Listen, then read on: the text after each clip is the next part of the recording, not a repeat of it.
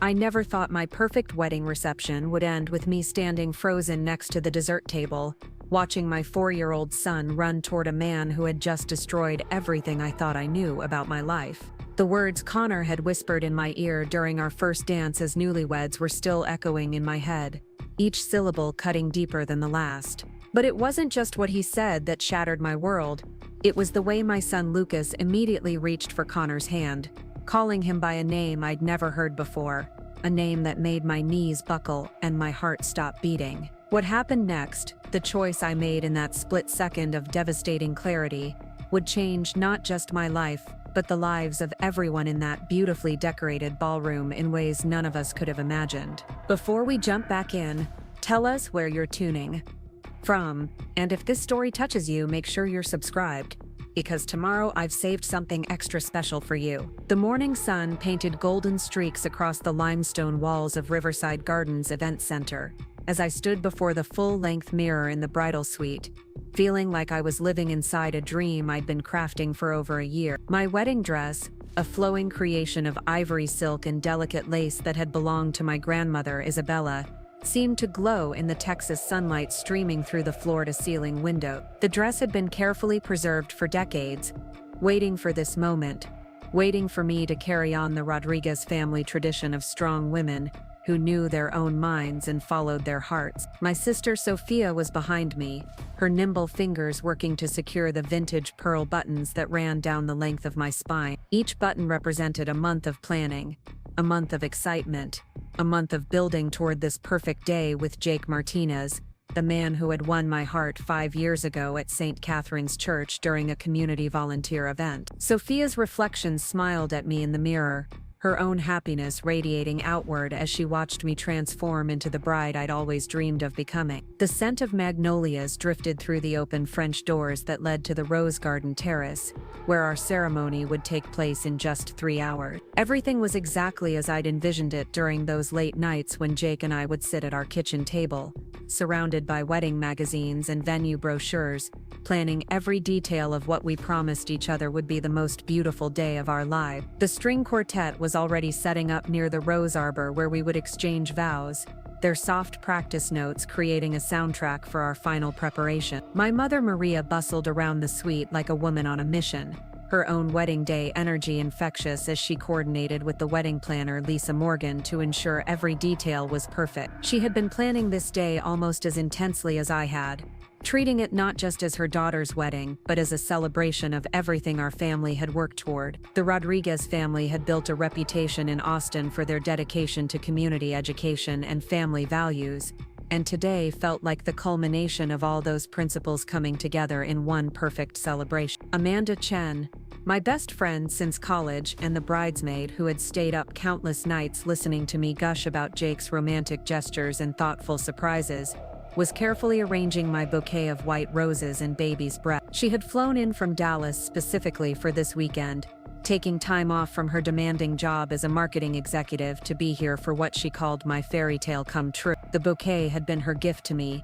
each rose carefully selected from her mother's prize-winning garden and arranged with a skill that spoke to years of friendship and attention to detail. Lucas, my 4-year-old son, burst through the door with the enthusiasm that only young children can muster, his tiny tuxedo already slightly rumpled from his morning adventures with his grandfather Carlo. His dark eyes sparkled with excitement as he took in the scene of feminine preparation, and I felt my heart swell with love and gratitude that this beautiful boy would officially become part of the Martinez family today. Jake had embraced Lucas from the moment we started dating, never once treating him as anything less than a son, and today Jake would legally adopt him, making our family complete in every possible way. The adoption papers were already signed, waiting in Jake's jacket pocket to be filed with the courthouse on Monday morning. It had been Jake's idea to coordinate the adoption with our wedding, saying he wanted to marry both of us on the same day, wanted to make it clear to everyone that Lucas was gaining not just a stepfather but a true father who would love and protect him for the rest of his life. The gesture had moved me to tears when he first suggested it,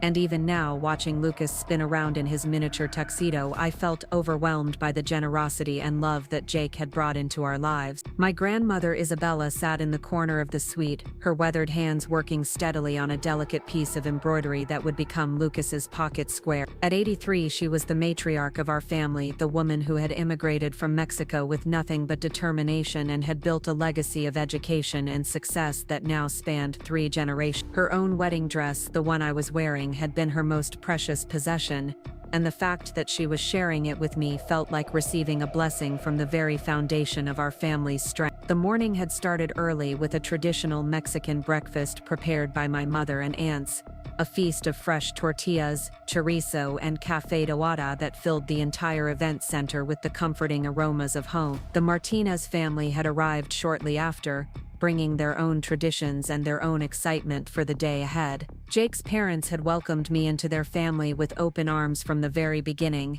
treating Lucas and me not as additions to their son's life but as the completion of it. Connor Phillips, Jake's best man and closest friend since childhood, had stopped by earlier to coordinate the final details with the groomsmen and to check on the rings, which were safely tucked away in a small velvet box that had belonged to Jake's grandfather. Connor had been an essential part of our relationship from the beginning, the friend who had encouraged Jake to ask me out on our first date, who had helped plan the proposal that took place on the very playground where Lucas loved to play, who had stood by Jake's side through every important moment of the past 5 years. The connection between Connor and our little family had always felt natural and comfortable. He was the uncle figure in Lucas's life, the man who never forgot a birthday or missed a soccer game, who could always be counted on to help with everything from moving furniture to babysitting when Jake and I needed a night out. Lucas adored Connor with the pure affection that children reserve for the adults who consistently show up for them, and Connor returned that affection with a devotion that had always touched my heart. Lisa Morgan appeared at the door with her ever-present clipboard and headset, her professional smile masking what I knew was a carefully choreographed timeline that would ensure our wedding proceeded flawlessly from ceremony to reception. She had been recommended by 3 different friends, all of whom had sworn that Lisa could handle any crisis that arose while making the bride feel completely at ease. Her reputation for perfection had been one of the deciding factors in hiring her, and she had proven herself worthy of that reputation throughout the planning process. The flowers had arrived exactly on schedule, transformed the rose garden terrace into something that looked like it had been lifted from a romantic movie. The ceremony chairs were arranged in perfect symmetrical rows, each one adorned with white ribbon and a single rose that would serve as a keepsake for our guests. The altar had been decorated with an arch of climbing roses and ivy that framed the spot where Jake and I would promise to love each other for the rest of our lives. Sofia finished with the buttons and stepped back to admire her handiwork, her eyes bright with unshed tears of joy. She had been my rock throughout the entire planning process, the sister who had talked me down from every moment of pre-wedding anxiety and had reminded me constantly that this day was about celebrating love, not achieving perfection. Her own wedding was still 2 years away, but she had thrown herself into helping with mine with an enthusiasm that spoke to the close bond we had always shared. My mother approached with the family's antique mantilla, a delicate creation of Spanish lace that had been worn by Rodriguez brides for over a century. The veil had been carefully preserved and maintained by the women of our family, passed down through generations as a symbol of continuity and blessing. As she placed it gently on my head, securing it with the same pearl-tipped pins that had held it in place for my great-grandmother's wedding, I felt the weight of family history and expectations settling around my shoulders like a comfortable embrace. The photographer Derek Thompson moved quietly around the suite, capturing candid moments of preparation with an artistic eye that had made him one of Austin's most sought-after wedding photographers. He had a gift for making everyone forget the camera was there, for capturing genuine emotion and spontaneous laughter in a way that would let us relive this day for years to come. His presence felt unobtrusive but essential, documenting not just the visual beauty of the day but the emotional significance of each moment. Amanda finished with the bouquet and handed it to me with a smile that reached all the way to her eye. The roses were perfect, their petals soft and fragrant, their stems wrapped in silk ribbon that matched the sash of my dress. Holding the bouquet made everything feel real in a way that the months of planning hadn't quite achieved. this was actually happening. In just a few hours, I would walk down that aisle and marry the man who had become not just my partner but my son's father figure, the person who had helped me build a life more beautiful than anything I had ever imagined possible. Lucas climbed onto my lap, careful not to wrinkle my dress but unable to contain his excitement any longer. His small hands traced the delicate beadwork on my bodice as he asked for the 10th time that morning when the party would start, when he would get to throw flower petals, when he would get to dance with his soon-to-be daddy. His enthusiasm was infectious, reminding me that this day wasn't just about Jake and me but about the family we were creating together, the future we were promising to build with love and dedication and unwavering commitment to each other. The morning had been everything I had hoped for and more, filled with laughter and tears of joy, with family traditions and new memories being made, with the comfortable chaos that comes when people who love each other gather to celebrate something beautiful. Every detail was falling into place exactly as we had planned, from the flowers to the music to the perfectly coordinated timeline that would carry us seamlessly from ceremony to cocktail hour to reception. My father Carlos appeared in the doorway, resplendent in his black tuxedo with a boutonniere that matched my bouquet, his eyes soft with paternal pride as he took in the scene of his daughter transformed into a bride. He had been looking forward to this day almost as much as I had, to the moment when he would walk me down the aisle and formally entrust my happiness to the man who had proven himself worthy of our family's love and respect. His relationship with Jake had grown from polite acceptance to genuine affection over the years, built on shared values and mutual respect, and Jake's obvious devotion to Lucas and me. The sounds of arriving guests drifted up from the parking area below, the excited chatter of friends and family members who had traveled from across Texas and beyond to witness our union. Each car that pulled into the gravel lot represented relationships that had shaped us, people who had supported us through the journey that had brought us to this moment. The guest list was a carefully curated collection of the most important people in our lives, each invitation sent with gratitude for the role they had played in our love story. My phone buzzed with messages from friends who were already at the venue, sharing their excitement and Preparing and narrating this story took us a lot of time, so if you are enjoying it, subscribe to our channel. It means a lot to us. Now back to the story. Last-minute words of encouragement. The bridesmaids were reporting from their own preparation areas, confirming that their hair and makeup were complete and that they were ready to fulfill their roles in the ceremony. The groomsmen were apparently already taking photos in the garden, their boyish enthusiasm for celebration evident in the background laughter that occasionally drifted up to our window. As I stood there surrounded by the women who had shaped my life, wearing a dress that connected me to generations of strong Rodriguez women, holding my son close while my bouquet filled the air with the scent of roses, I felt a profound sense of gratitude wash over me. This moment represented everything I had ever wanted: love, family, tradition, and the promise of a future built on solid foundations of respect and devotion. The morning sun continued to climb higher in the Texas sky, warming the limestone walls of Riverside Gardens and casting everything in a golden glow that seemed to bless our celebration before it had even begun. In just a few hours, I would become Miss Jake Martinez. Lucas would gain the father he had always deserved, and our family would be complete in every way that mattered.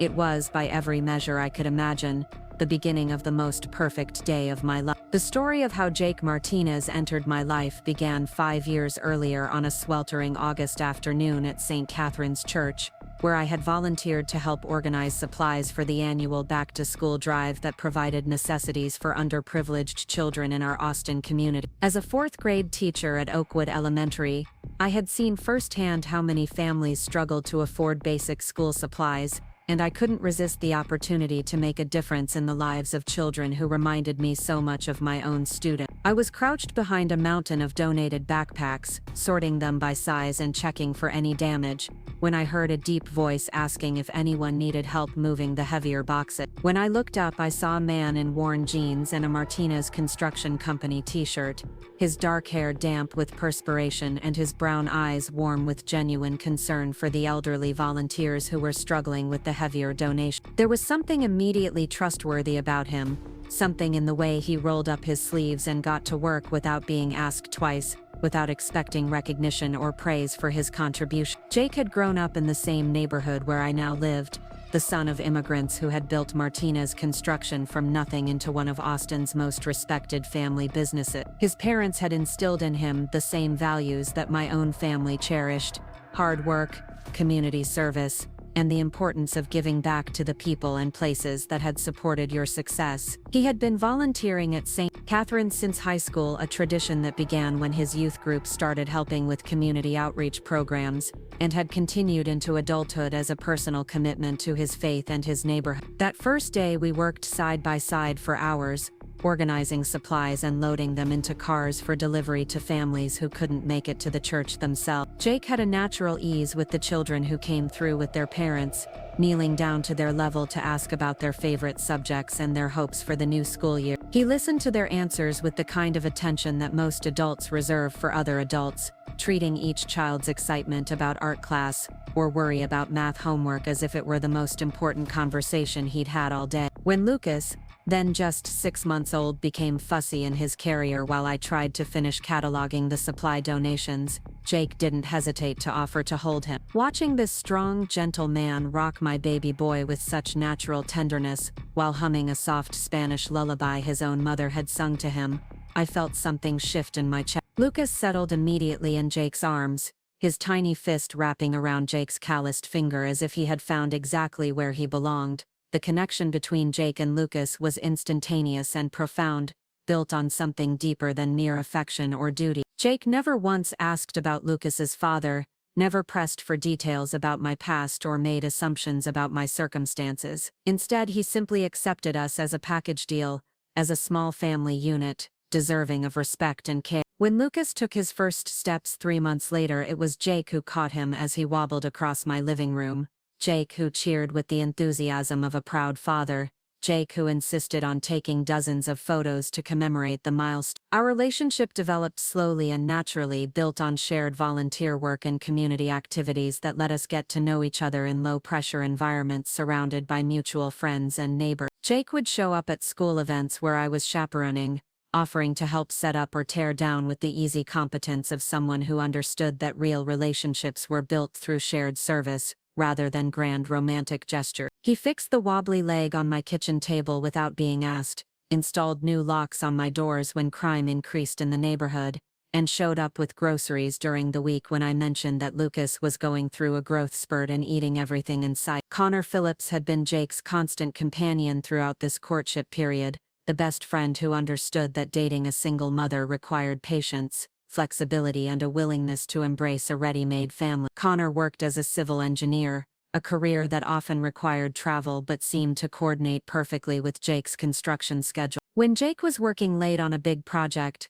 Connor would often stop by to check on Lucas and me, bringing dinner from our favorite restaurant or simply providing an extra pair of hands during Lucas's particularly energetic toddler phase. The three of us, Jake, Connor, and I, had fallen into an easy friendship that felt as natural as breathing. Connor had a gift for making everyone around him feel valued and heard, whether he was listening to Lucas's elaborate stories about his imaginary pet dinosaur or helping me brainstorm solutions for challenging students in my classroom. He remembered birthdays and anniversaries, sent postcards from his business trips, and always seemed to appear exactly when we needed him most, whether that was to help move furniture or to provide moral support during Lucas's first visit to the emergency room for a playground injury. Connor's own romantic life seemed to consist of a series of casual relationships that never quite developed into anything serious, though he claimed to be perfectly content with his bachelor status. He would joke that he was too busy being the best uncle in Texas to worry about finding a woman who could put up with his demanding travel schedule and his devotion to his friends. We all assumed that Connor would eventually meet someone who would sweep him off his feet,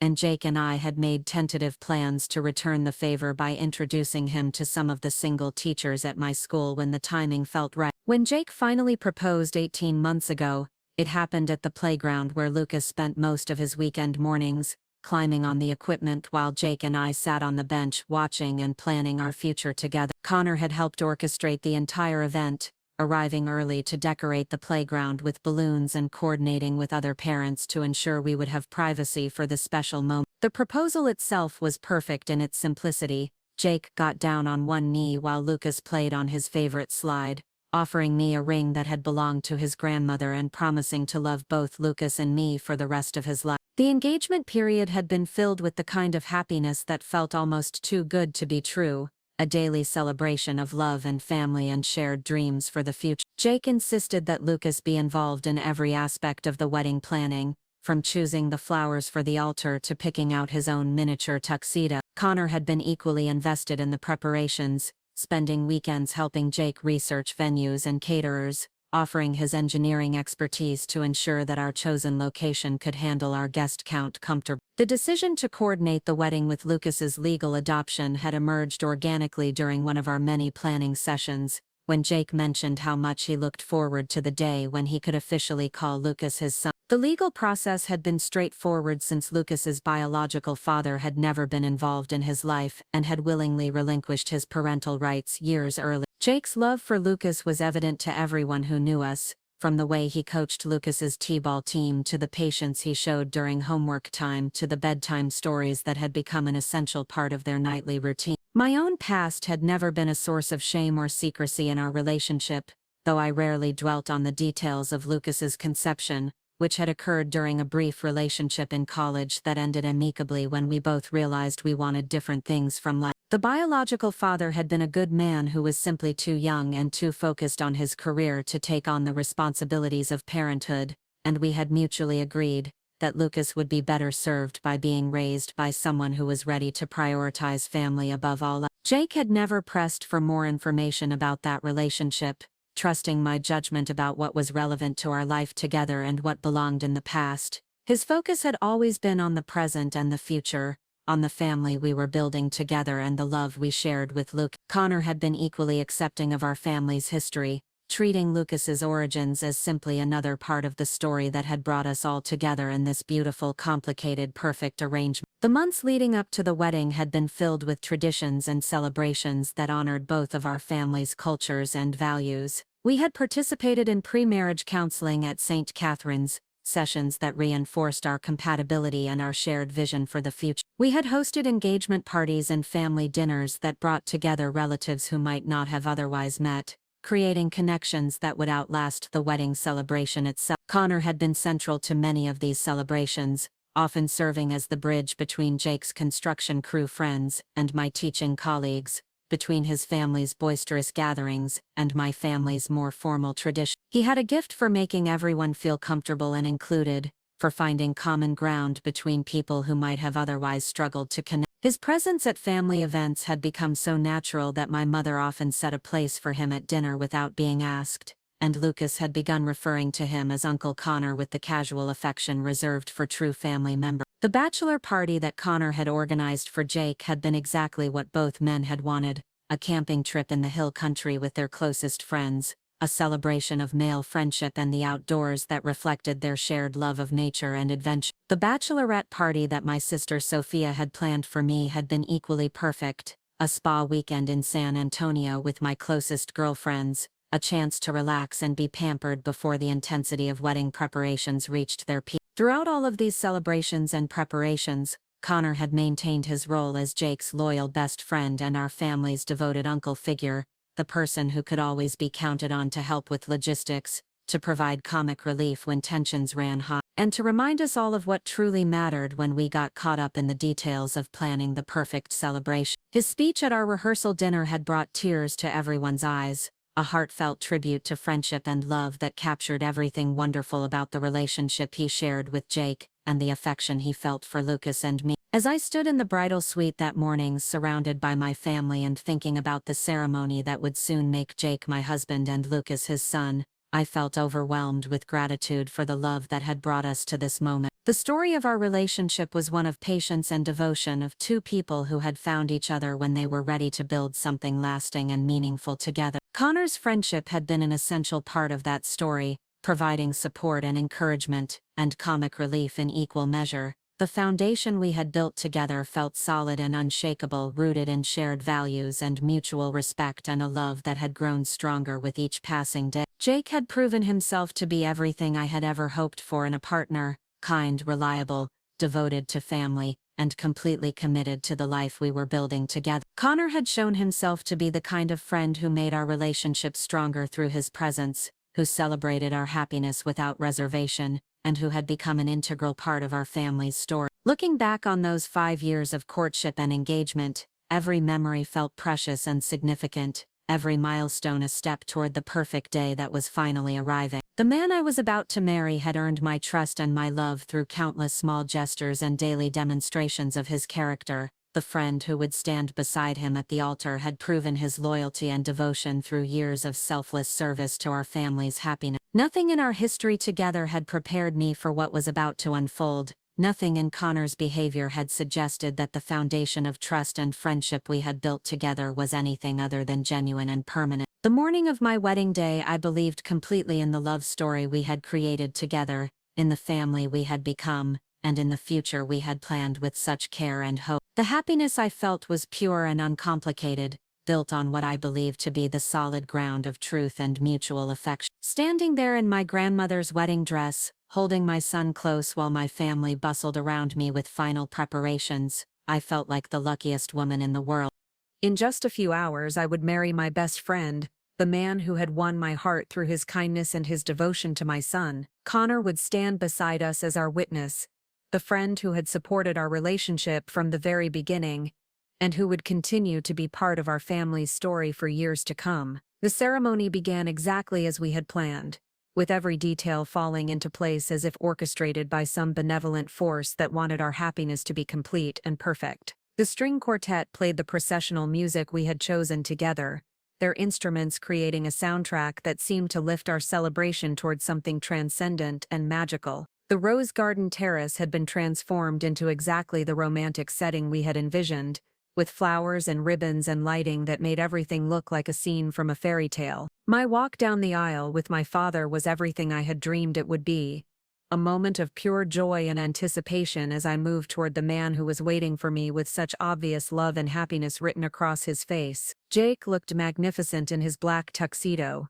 his usually unruly hair perfectly styled for the occasion, his eyes bright with unshed tears of joy as he watched me approach. Connor stood beside him, equally handsome in his matching tuxedo, his face glowing with happiness for his best friend and with affection for the family he was helping to celebrate. Lucas walked ahead of me, scattering rose petals with the serious concentration that only a 4-year-old could bring to such an important responsibility. His tiny tuxedo was perfect, his hair combed neatly despite his morning adventures, his face bright with the excitement of being the center of so much positive attention. Every few steps, he would turn back to check that I was still following, flashing me a smile that melted my heart and reminded me of everything wonderful about this day. The ceremony itself was a beautiful blend of traditional elements and personal touches that reflected both of our family's values and our own relationship's unique story. Father Miguel, who had known Jake since childhood and had watched our relationship develop over the years, spoke movingly about the sacredness of marriage and the importance of building a family foundation on love, respect, and shared commitment to something larger than ourselves. When the time came for our vows, Jake spoke first, his voice strong and clear as he promised to love me through every season of life, to support my dreams and ambitions, to be the best possible father to Lucas, and to build with me a home where love and laughter would always be welcome. His words were heartfelt and personal, reflecting the man I had come to know and love, the partner who had proven his devotion through years of consistent action and unwavering support. My own vows focused on gratitude and promise, on the unexpected gift of finding true love when I had stopped looking for it, on the blessing of watching Jake become not just my partner but Lucas's father in every way that mattered. I promised to support his dreams just as he had supported mine, to build with him a marriage based on equality and mutual respect, and to create together a family that would be a source of strength and joy for both of us. The exchange of rings was accompanied by Lucas's delighted clapping, his 4-year-old enthusiasm adding exactly the right note of joy and spontaneity to the solemnity of the moment. When Father Miguel pronounced us husband and wife, the garden erupted in applause and cheers from our guests, their celebration of our union feeling like a benediction on everything we had worked to build together. The cocktail hour that followed the ceremony was a perfect blend of celebration and relaxation, giving our guests time to enjoy the beautiful garden setting while Jake and I took photographs with Derek Thompson. The photographer had a gift for capturing not just posed portraits but candid moments of joy and connection, preserving the spontaneous laughter and tears of happiness that made the day feel so magical and authentic. Connor had taken charge of Lucas during the photo session, entertaining him with silly jokes and games that kept him happy and cooperative while we completed the formal portraits that would become family treasures. Watching Connor interact with my son, seeing the genuine affection and easy rapport between them, I felt a surge of gratitude for the friendship that had been such an essential part of our family's story. The transition from cocktail hour to reception had been seamless, thanks to Lisa Morgan's careful coordination and attention to detail. The Magnolia Ballroom had been transformed into exactly the elegant celebration space we had envisioned, with flowers and lighting and table settings that reflected both sophistication and warmth. Our guests moved easily from the garden into the ballroom, their conversations flowing naturally as they found their assigned seats and prepared to celebrate our union with dinner and dancing. The first dance had been planned as a romantic moment between Jake and me, a chance to savor our new status as husband and wife while surrounded by the love and support of our closest friends and family. We had chosen a song that reflected our relationship's gradual development and solid foundation, lyrics that spoke to the kind of love that grows stronger with time and experience rather than burning bright and fast. As Jake and I swayed together on the dance floor, I felt completely surrounded by love and happiness, by the certainty that we had built something beautiful and lasting together. The faces of our guests glowed with joy as they watched us celebrate, their presence a reminder of all the relationships that had supported our journey to this moment. Lucas was in the front row, held securely by my mother, his face bright with excitement as he watched his parents dance. It was during that first dance, as I was lost in the romance and perfection of the moment, that Connor approached the edge of the dance floor. I assumed he was simply waiting for his turn to congratulate us, perhaps to steal a quick photo with his phone or to share a joke that would make us all laugh. When he caught my eye over Jake's shoulder, I smiled at him with all the warmth and affection I felt for the friend who had been such an integral part of our love story. But as Connor moved closer, something in his expression made my stomach flutter with an inexplicable sense of unease. His face was pale beneath his tan, his usual easy smile replaced with something that looked almost like pain. When he leaned in to whisper something in my ear, I expected words of congratulation or a humorous observation about the reception. Instead, what he said changed everything I thought I knew about my life, my marriage, and my family. The words he spoke were so shocking, so completely unexpected, that at first my brain couldn't process their meaning. "Emma," he whispered, his voice barely audible over the music, "I can't do this anymore. I have to tell you the truth. Lucas is my son. I'm his real father." The music continued to play. The guests continued to smile and watch our romantic first dance. Jake continued to hold me close and whisper sweet words in my ear. But inside my head, everything had gone silent except for the echo of Connor's confession, repeating itself over and over like a broken record that couldn't be stopped. I pulled back slightly to look at Connor's face, searching for some sign that this was an elaborate joke or a misunderstanding. But what I saw there was unmistakable truth, and years of carefully hidden pain. His eyes held the weight of a secret that had been eating away at him, a burden that had finally become too heavy to carry alone. In that instant, looking into the face of the man I had trusted as family, I realized that everything I thought I knew about my life was built on a foundation of lies. The dance floor felt like it was tilting beneath my feet, the romantic music becoming a discordant noise that seemed to mock the happiness I had been feeling just seconds before. Jake was still holding me, still moving to the rhythm of our chosen song, completely unaware that his best friend had just destroyed the very foundation of our marriage with a handful of whispered words. My mind raced backward through 5 years of memories, re-examining every interaction between Connor and Lucas, every moment of connection that I had attributed to simple affection between a devoted uncle and his beloved nephew. The way Connor's eyes lit up whenever Lucas entered a room, the pride in his voice when he talked about Lucas's accomplishments, the uncanny physical resemblance that I had always dismissed as coincidence, suddenly took on new and devastating meaning. Looking across the ballroom, I could see Lucas in my mother's arms, his dark hair catching the light from the chandeliers, his profile showing features that I now realized bore a striking resemblance to the man who had just claimed to be his father. The timing of Connor's confession, delivered during our first dance as newlyweds, felt like a cruel joke, a revelation designed to cause maximum damage to the happiness we had worked so hard to create. Jake was still moving with me to the music, his face glowing with joy and love, completely unaware that the friend he had chosen as his best man had just shattered the foundation of everything we had built together. In just a few seconds, I would have to decide how to respond to Connor's confession, how to process this information that threatened to destroy not just my marriage but my understanding of my own life. The choice I made in that moment,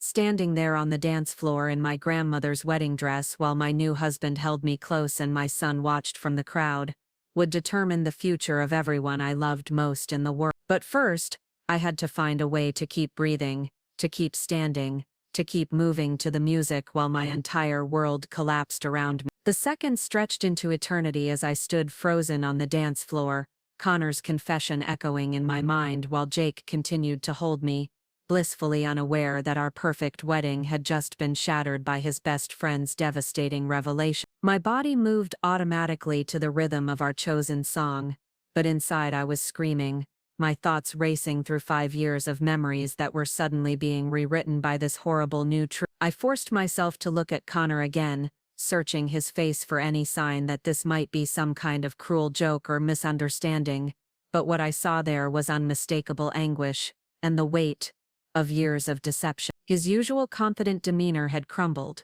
replaced by the trembling vulnerability of a man who had finally reached his breaking point. The guilt that radiated from him was so intense it made my stomach turn, and I realized that this moment had been building for years, that every interaction we'd shared as a family had been tainted by this terrible secret he'd been carrying. Jake's voice in my ear whispering about how perfect this moment was, how much he loved me, how excited he was to start our new life together felt like daggers cutting through my heart. His complete trust and happiness made Connor's betrayal even more devastating, and I felt a surge of protective rage at the thought of how this revelation would destroy the man who had opened his heart to both Lucas and me without reservation. Jake had spent 5 years believing he was building a family with me, planning to adopt the son he loved as his own, and now that beautiful future was crumbling beneath us. My eyes found Lucas across the ballroom, still safe in my mother's arms, still glowing with the excitement of seeing his parents dance at their wedding reception. He looked so small and innocent,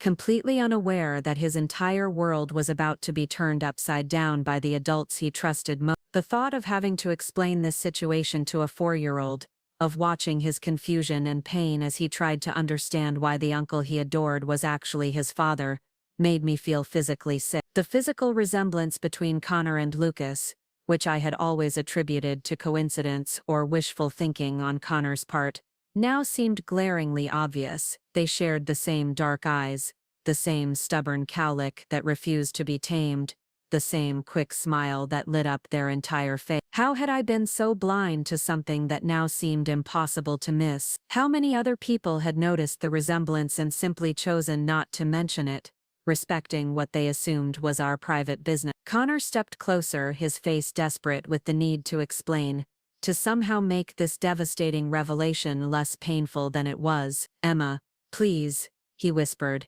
his voice breaking with emotion. "I know this is terrible timing, but I couldn't let you marry Jake without knowing the truth.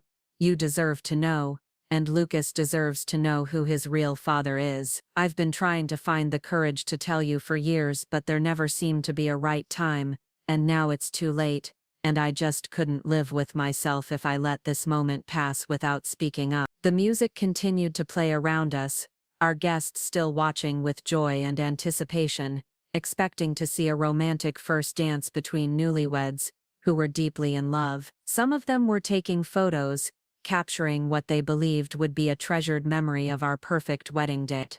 The disconnect between their perception and the reality of what was happening made me feel like I was living in 2 different worlds simultaneously, one where everything was beautiful and perfect, another where everything was falling apart. Jake pulled back slightly to look at my face, his expression shifting from joy to concern as he noticed something was wrong. "Sweetheart, are you feeling okay?"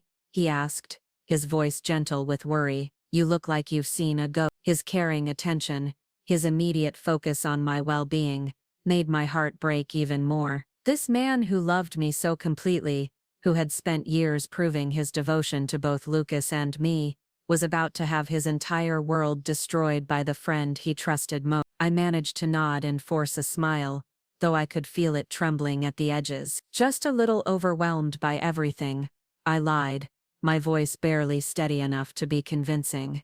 "It's such a big day, so much emotion." Jake's face softened with understanding, and he pulled me closer, his hand rubbing gentle circles on my back in the way that usually comforted me, but now felt like a cruel mockery of the intimacy we had shared. Connor was still standing there, his presence like a dark cloud threatening to engulf our celebration.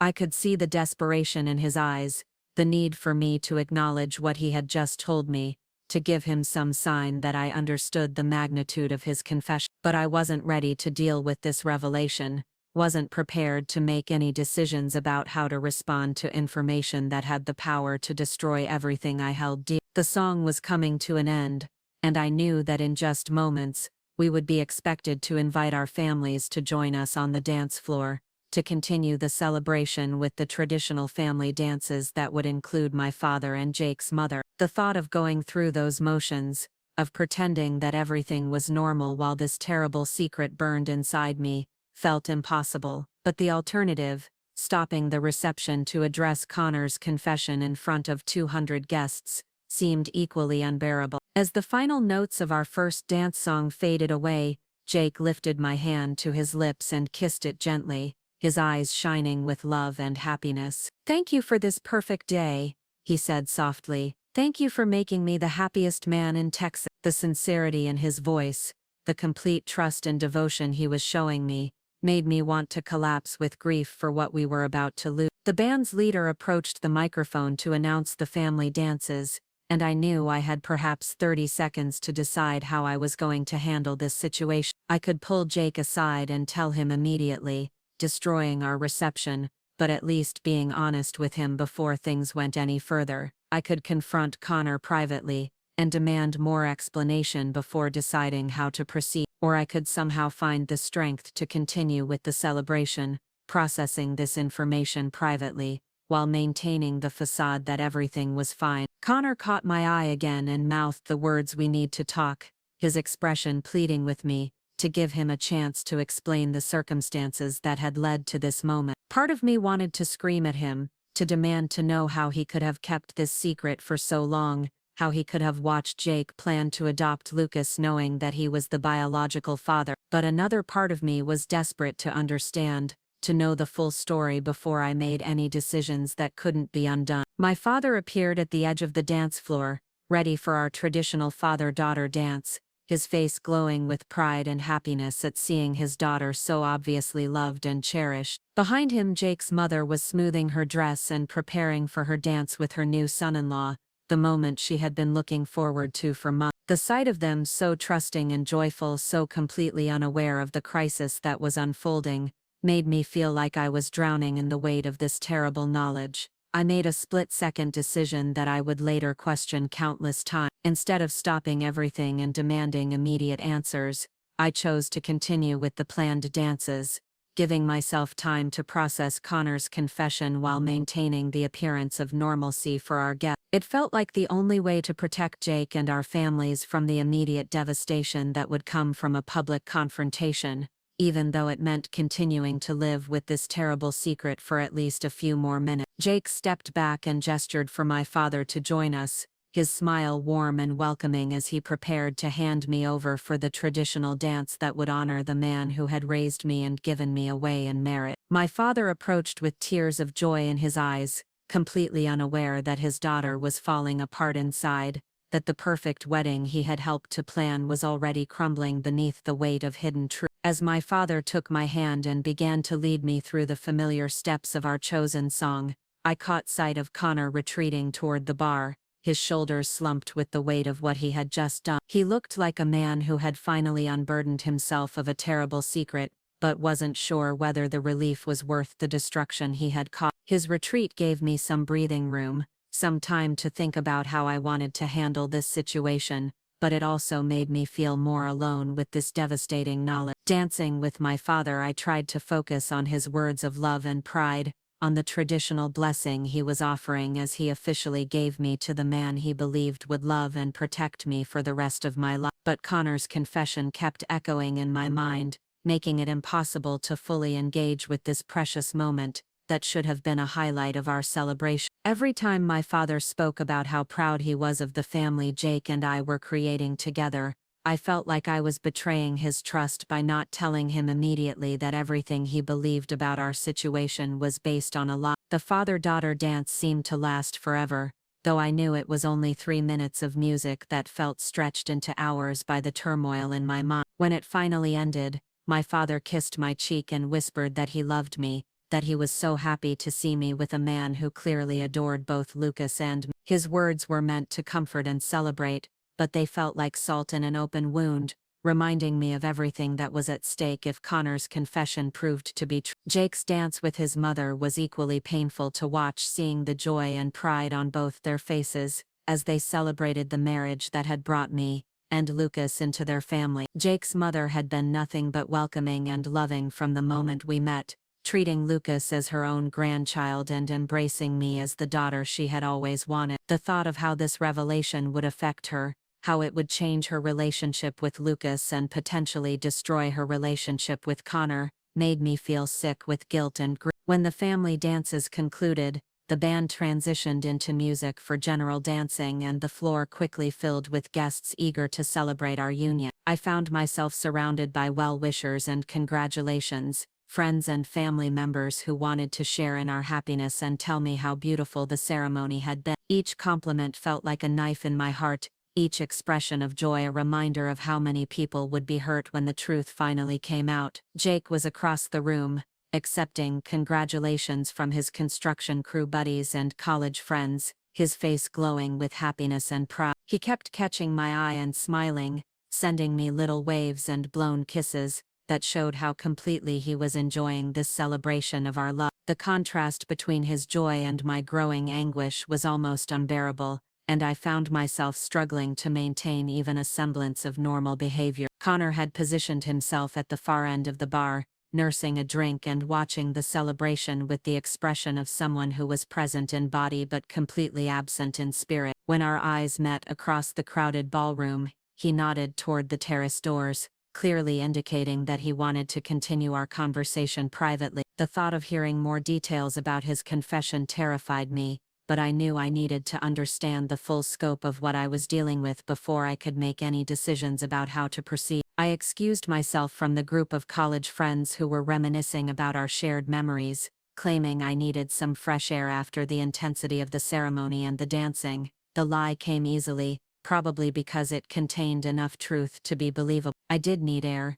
did need space to think, did need to get away from the overwhelming happiness that surrounded me while I tried to process the most devastating news I had ever received. The terrace was cooler than the ballroom, with a gentle breeze that carried the scent of the roses from the ceremony site, and provided some relief from the suffocating weight of pretending everything was normal. Connor was already there, leaning against the stone railing with his back to the door, his entire posture radiating defeat and exhaustion. When he heard my footsteps, he turned to face me, and I could see that he had been crying, his eyes red-rimmed and his usual composure completely shattered. "Emma," he began, his voice hoarse with emotion, "I know you must hate me right now, and I don't blame you. What I did, keeping this secret for so long, it was cowardly and selfish, and I know there's probably no way you can ever forgive me for it, but I need you to understand that I never meant for things to happen this way, never planned to fall in love with you or to watch Jake become the father I should have been to Lucas." His words hit me like physical blows, each admission making the situation more complicated and more painful. He was in love with me. Had been in love with me for years, apparently, while watching me build a life with his best friend. The complexity of his emotional situation didn't excuse what he had done, but it did help explain why he had waited so long to tell the truth, why he had seemed to encourage our relationship with Jake while secretly harboring his own feelings and his own biological connection to Lucas. "I need to know everything," I said, my voice steadier than I felt. I need to know exactly what happened, when it happened, and why you've kept this secret for so long. If Lucas is really your son, then I deserve to understand how we got to this point.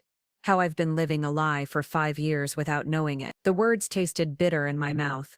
The admission that my entire adult life had been built on false assumptions about something as fundamental as my son's paternity. Connor took a shaky breath and nodded, clearly prepared for this conversation even though it was obviously causing him enormous pain. It happened 6 years ago, he said quietly. You probably don't even remember, but it was during that weekend camping trip that Jake organized for all of us after the spring volunteer project at St. Catherine's. You had just broken up with that guy from your master's program, and you were feeling pretty low about everything. The memory came flooding back with painful clarity.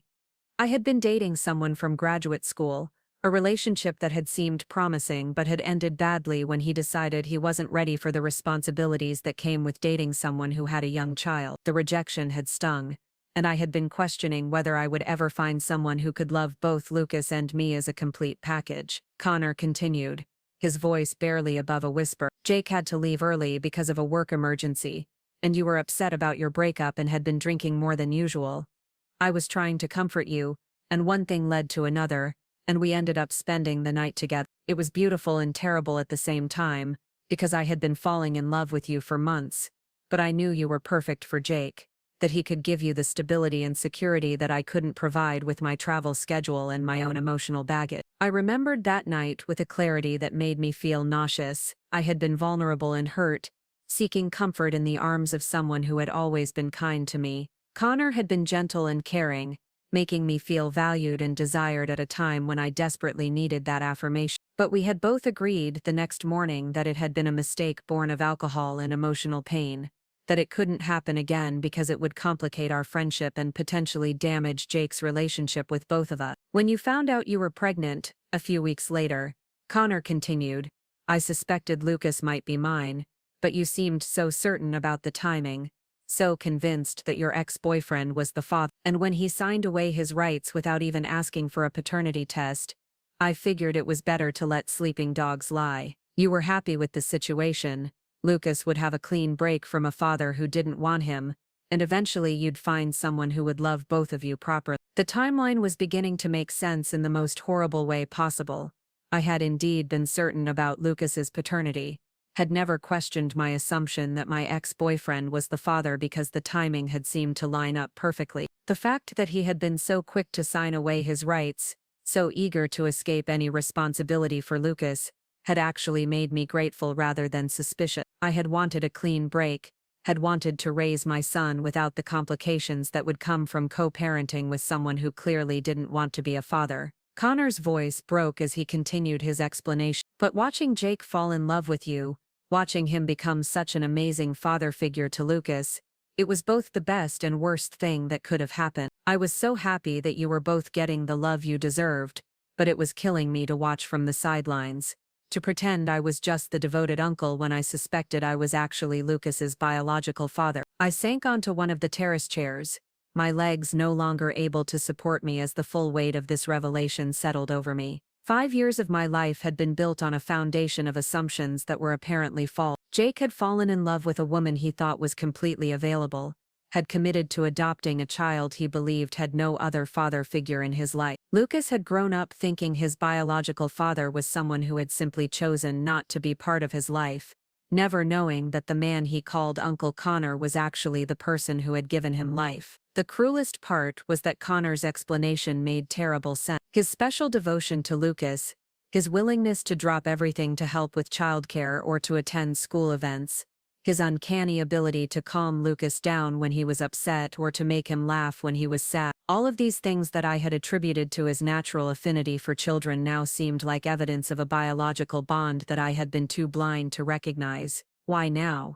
I asked, my voice barely a whisper. Why are you telling me this now, on my wedding day when it's too late to do anything about it without destroying everyone's lives? The question came out more accusatory than I had intended, but I couldn't help feeling angry about the timing of his confession, the way he had waited until the moment when it would cause maximum damage to reveal this life-altering truth. Connor's face crumpled with fresh grief and regret. Because I couldn't watch Jake adopt Lucas knowing what I suspected, he said. Because in a few days, when the adoption papers are filed, it will be legally too late to claim paternity, and Lucas will never know who his real father is. Because I've been dying inside for 5 years, watching you build a family with my best friend, while my own son calls me uncle and thinks his real father just didn't want him. The legal implications of what he was saying hit me like a freight train. The adoption papers were indeed scheduled to be filed on Monday morning, Jake's wedding gift to me and his promise to Lucas that they would officially become father and son. Once those papers were processed,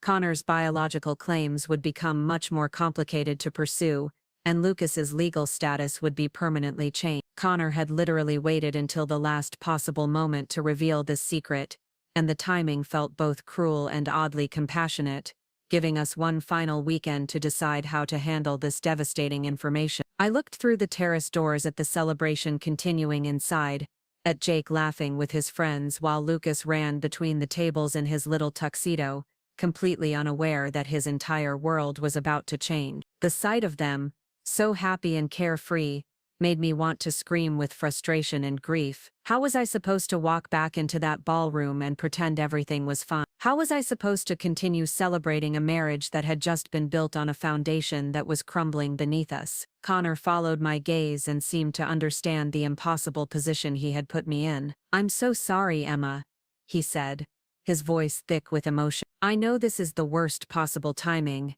and I know I should have told you years ago when there might have been a way to handle it that wouldn't hurt so many people, but I was selfish and cowardly, and I kept hoping that somehow things would work out without anyone having to know the truth." The weight of the decision that lay ahead of me felt crushing.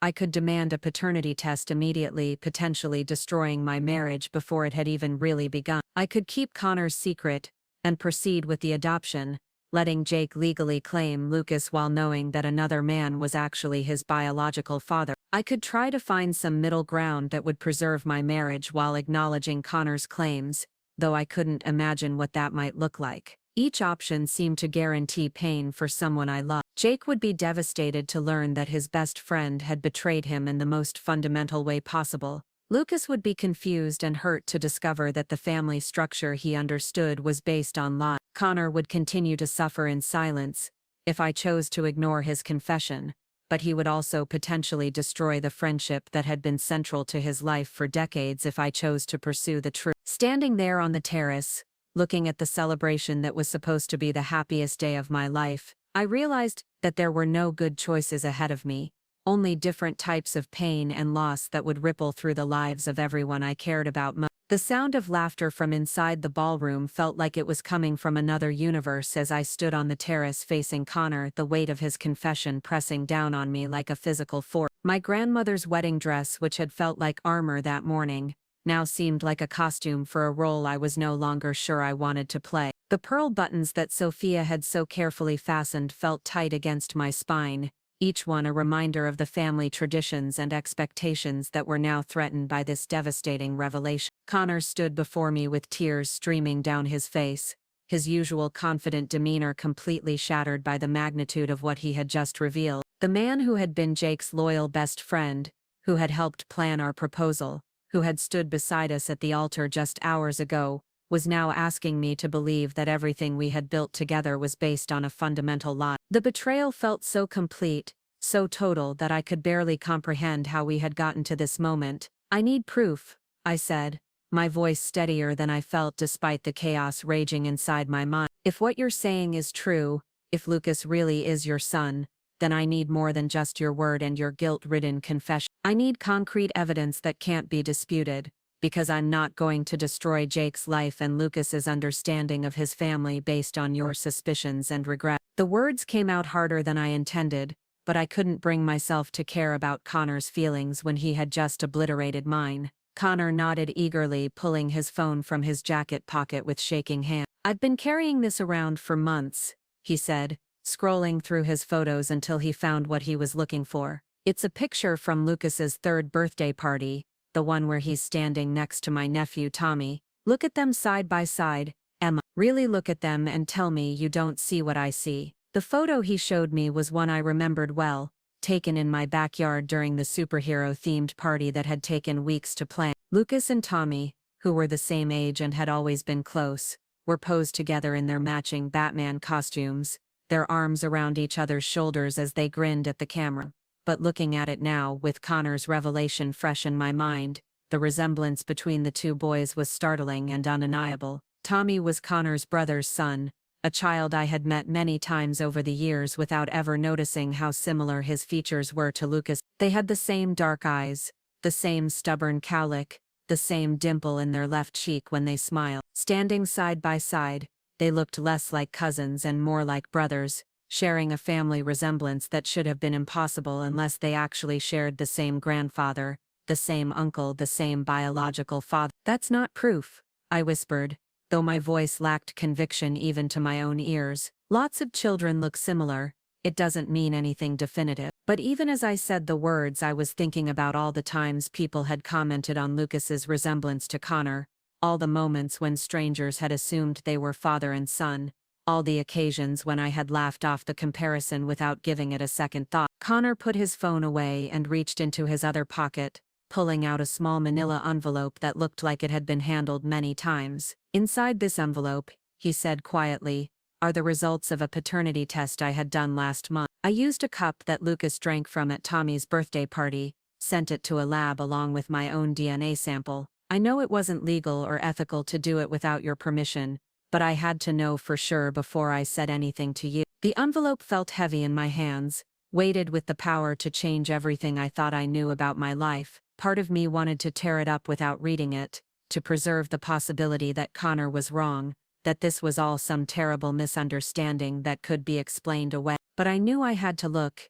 had to confront whatever truth was contained in those laboratory results, no matter how devastating it might be. The official letterhead of the genetic testing laboratory looked authentic and professional, and the results were stated in clear, unambiguous language that left no room for interpretation. The probability of paternity between Connor Phillips and Lucas Rodriguez was 97%, a percentage so high that it essentially constituted certainty. Below the main results were detailed explanations of the testing methodology and confidence intervals, all of which confirmed what Connor had suspected for years and what I had been too blind to see. I sank back into the terrace chair, the test results fluttering to the ground as my hands lost their strength. The scientific evidence was irrefutable, transforming Connor's confession from a possibility into an established fact that could not be argued with or explained away. Lucas was Connor's biological son, which meant that everything Jake and I had built together was based on a lie, that the adoption papers waiting to be filed on Monday morning would legally establish Jake as the father of another man's child. The implications of this discovery rippled outward like stones thrown into still water, touching every aspect of our family's life and future. Jake's devotion to Lucas, which had been one of the things I loved most about him, was now tainted by the knowledge that he was unknowingly raising his best friend's biological child. The legal proceedings that were supposed to formalize our family unit next week would instead represent a kind of fraud, even though none of us had intended it that way. Connor knelt beside my chair, his face desperate with the need for forgiveness and understanding. "Emma,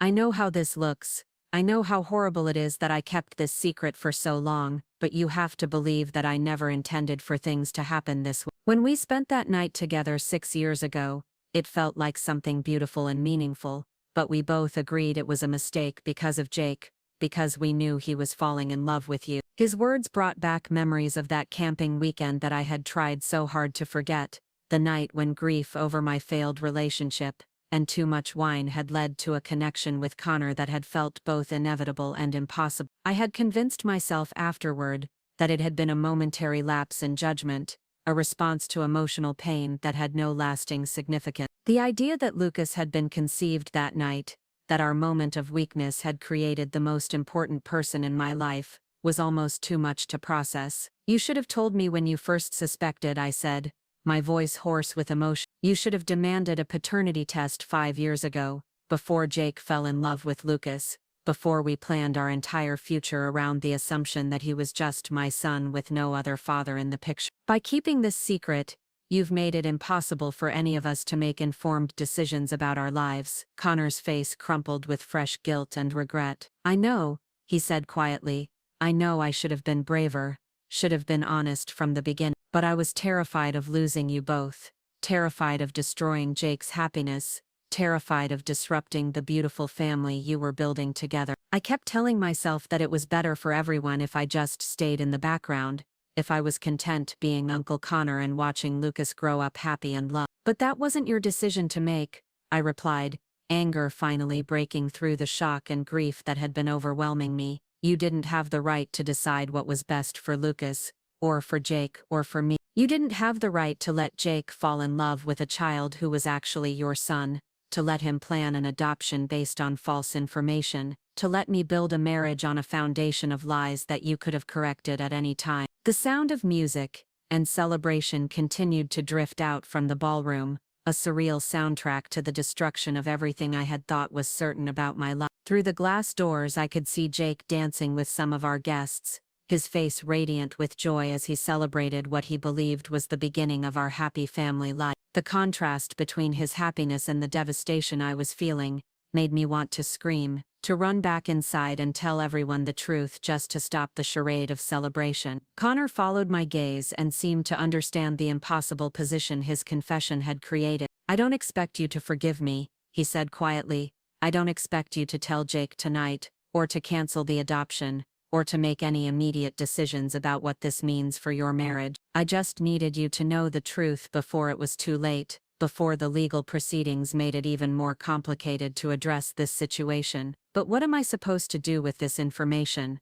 I asked, the question coming out as almost a wail of despair. How am I supposed to go back in there and continue celebrating my marriage to Jake when I now know that his best friend is the biological father of the child he wants to adopt? How am I supposed to look at Lucas and pretend that nothing has changed when everything has changed? Connor reached out as if to touch my hand, then seemed to think better of it and pulled back. Maybe you don't have to make any decisions tonight, he said gently. Maybe you can take some time to process this information, to figure out what you want to do without the pressure of having to decide everything immediately. The adoption isn't final until Monday, so you have the weekend to think about how you want to handle this situation. The suggestion that I could somehow compartmentalize this revelation, that I could go back to celebrating my wedding while carrying this devastating secret, seemed impossible. How could I dance with Jake knowing what I now knew? How could I accept congratulations from our guests,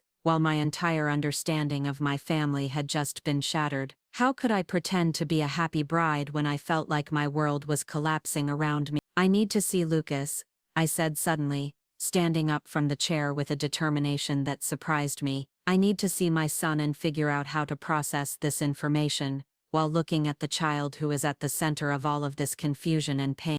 The thought of Lucas, still innocent and unaware of the adult complications that were threatening to upend his life, gave me a focal point for my scattered emotions. Connor nodded and stepped aside as I moved toward the ballroom doors. But his voice stopped me before I could go inside. Emma, he said quietly, for what it's worth, I think Jake is an amazing father to Lucas.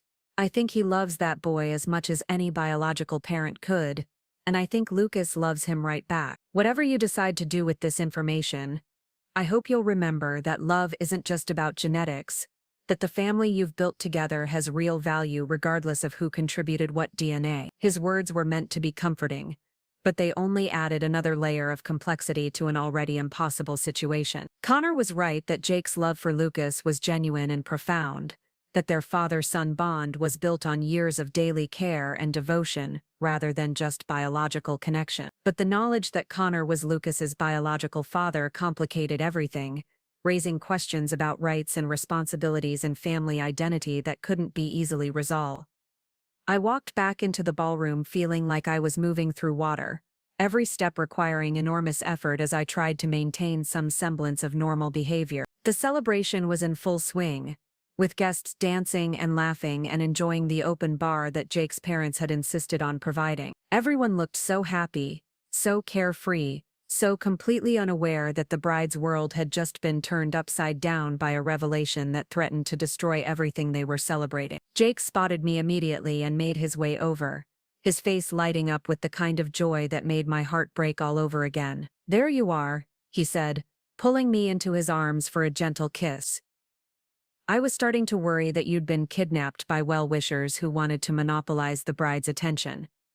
His easy affection, his complete trust and happiness, made Connor's betrayal feel even more devastating. I forced myself to smile and lean into his embrace, even though it felt like playing a role in a drama I no longer understood. Just needed some fresh air, I said, the lie coming more easily than it should have. It's been such an overwhelming day, so much emotion and excitement. Jake's face immediately filled with concern, his attention focused entirely on my well-being in the way that had made me fall in love with him in the first place. "Are you feeling okay?" he asked, his hand moving to check my forehead for fever. "Do you need to sit down or get something to eat? We can take a break from all the socializing if you're getting tired." His caring attention, his immediate willingness to put my needs ahead of the celebration, made me want to cry with grief for what we were potentially about to lose. Before I could answer, Lucas came running over, his little tuxedo slightly disheveled from dancing but his face glowing with excitement. "Mama, Daddy," he said, using the titles that had become natural over the past year. "I danced with Abuela Maria and she taught me how to spin without getting dizzy." His enthusiasm was infectious, and despite everything that had just happened, I found myself smiling at his joy. Jake scooped Lucas up in his arms, spinning him around in a way that made the boy giggle with delight. "That's my champion dancer," Jake said, his voice full of paternal pride. "Pretty soon you'll be teaching me some moves instead of the other way around." The easy affection between them, the natural father-son dynamic that had developed over years of shared experiences, made Connor's revelation feel even more complicated and painful. Looking at them together, I could see both Jake's influence and Connor's genetics in Lucas's behavior and appearance. The boy had Connor's eyes and facial structure, but he had Jake's confident demeanor and easy laugh. He had learned his love of construction and building from Jake, but he had Connor's natural athletic ability and competitive spirit. The combination of nature and nurture was so complex that I couldn't imagine how to untangle it,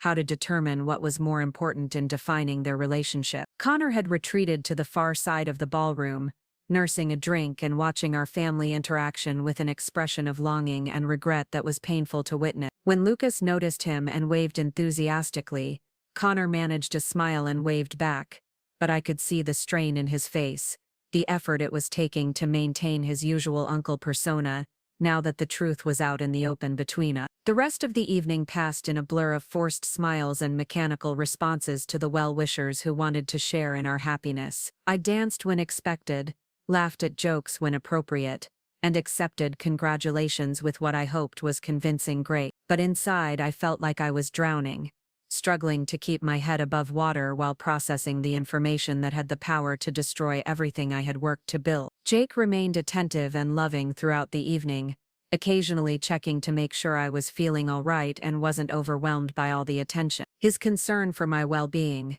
his complete focus on making sure I was happy and comfortable, made me feel guilty for the secret I was now carrying. Every moment of his caring attention reminded me of what a good man he was, how much he deserved honesty and transparency from the woman he had just married. When it finally came time for us to leave for our honeymoon suite at the hotel, I felt a mixture of relief and dread. Relief that the public performance was finally over, that I could stop pretending everything was fine in front of 200 guests, but dread about being alone with Jake, about having to decide whether to tell him immediately about Connor's confession, or to somehow find a way to process this information privately before involving him in the devastation. The honeymoon suite was beautiful, decorated with rose petals and champagne, a romantic setting that should have been the perfect beginning to our married life together. But as Jake began to help me out of my grandmother's wedding dress, his hands gentle and reverent as he worked with the delicate pearl buttons, I felt like I was betraying everything we had promised each other by keeping Connor's secret, even for a few more hours. Jake sensed my emotional state and immediately stopped what he was doing, pulling me into his arms with the kind of protective tenderness that had made me fall in love with him. "Hey," he said softly, "what's wrong? You've seemed distracted since the reception started, like something's been bothering you. Talk to me, sweetheart. Let me help you with whatever's on your mind." His willingness to put my emotional needs ahead of his own desires, his immediate focus on providing comfort and support rather than pursuing his own romantic interests, made the decision for me. I couldn't keep this secret from him, couldn't start our marriage with this kind of deception weighing on my conscience. Jake deserved to know the truth, deserved to have all the information he needed to make his own decisions about our family's future. I need to tell you something, I said, my voice barely steady enough to be audible, something that Connor told me tonight, something that changes everything about our family and our future together. I don't know how you're going to react, and I don't know what it means for us, but I can't keep it secret from you, not even for one night. Jake's face immediately became serious, his attention completely focused on me as he prepared to hear whatever news was causing me such obvious distress. His hands remained gentle on my shoulders, offering comfort and support even before he knew what he was supporting me through. Whatever it is,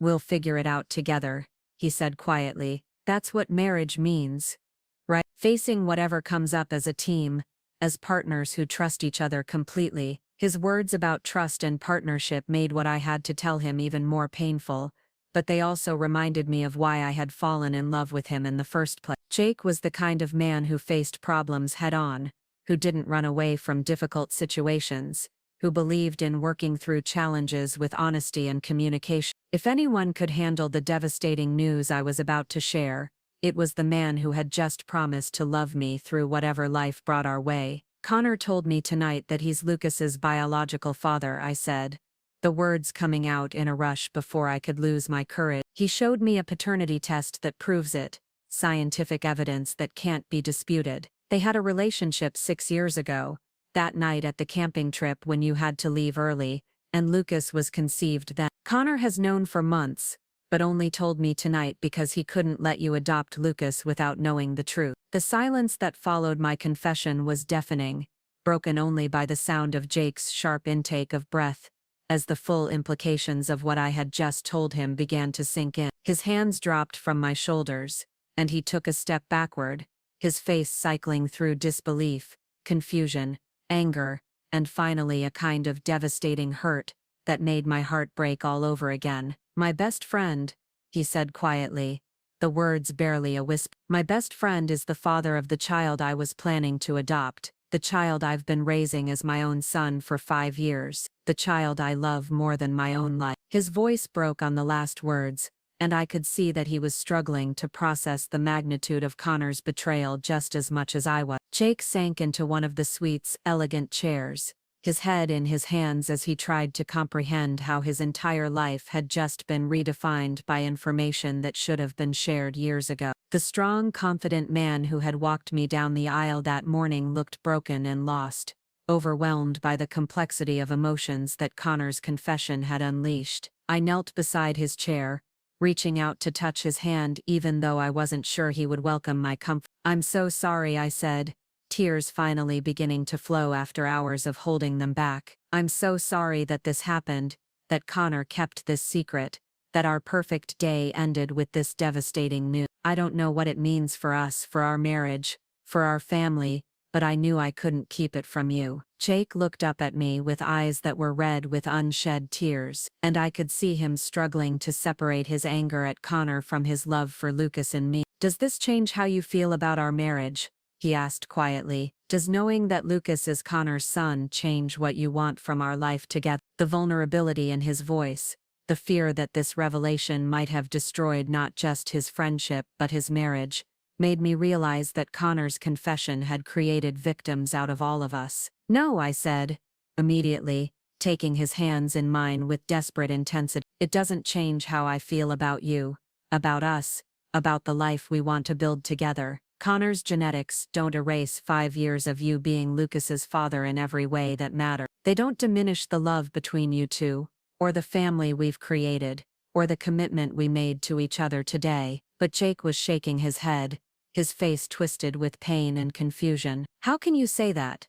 He asked. How can any of this stay the same when everything we thought we knew was a lie? Connor was supposed to be my best man, my closest friend, the person I trusted most in the world besides you. And instead he's been keeping this massive secret, watching me plan to adopt his own child, letting me believe I was building a family when I was actually just taking care of his responsibilities. The bitterness in Jake's voice was understandable, but it also frightened me. I could see him beginning to question not just Connor's loyalty, but the entire foundation of our relationship, wondering what other secrets might be hidden beneath the surface of our apparently perfect family life. The trust that had been such an essential part of our relationship was now threatened by Connor's deception, and I wasn't sure how we would rebuild it. We sat together in the honeymoon suite until dawn, talking through the implications of Connor's confession and trying to figure out how to move forward with information that had changed everything we thought we knew about our family. By the time the sun came up over Austin,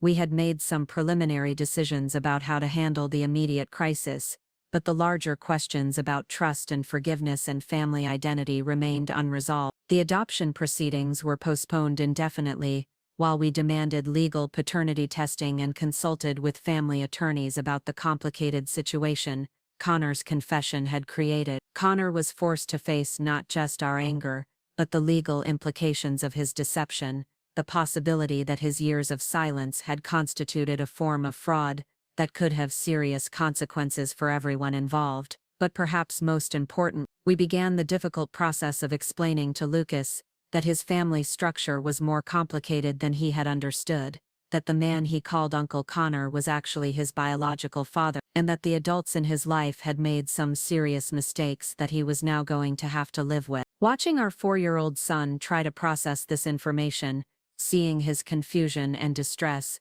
was the most painful part of a situation that had already caused more heartbreak than I had thought possible. 6 months later, as I sat in our family therapist's office, working through the ongoing aftermath of Connor's wedding day confession, I could finally see some hope for healing and resolution. Jake and Connor were slowly rebuilding their friendship, though it would never be the same as it had been before. Lucas was adjusting to having 2 father figures in his life, both of whom loved him deeply despite the complicated circumstances of his birth and early childhood. Our marriage had survived the crisis, though it had required months of counseling and countless difficult conversations about trust and honesty and forgiveness. Jake's love for Lucas had never wavered, even as he worked through his anger at Connor and his hurt over the deception that had defined their friendship for so long. The adoption had ultimately moved forward, with Connor's blessing and legal consent, establishing Jake as Lucas's official father while acknowledging Connor's biological relationship and his desire to remain an active part of his son's life. The wedding that was supposed to be the beginning of our happily ever after had instead become the catalyst for the most difficult period of our lives together. But it had also forced us to confront fundamental questions about love and family and truth